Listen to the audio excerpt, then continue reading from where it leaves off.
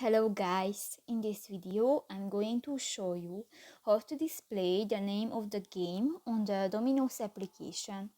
But first of all, I just want to mention, please don't forget to subscribe to our channel, because at 100,000 subscribers we are going to show you our YouTube revenue statistics and growth strategy, how to make money online.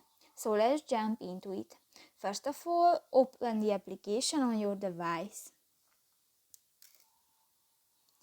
This will take 5 minutes when the application is uploading. And click to the settings icon at the upper right corner of the screen. You can find the show game name option, and if you want to display this function, just click to the next car icon and done. So that's pretty much it for this video, guys. See you in the next one. Bye bye.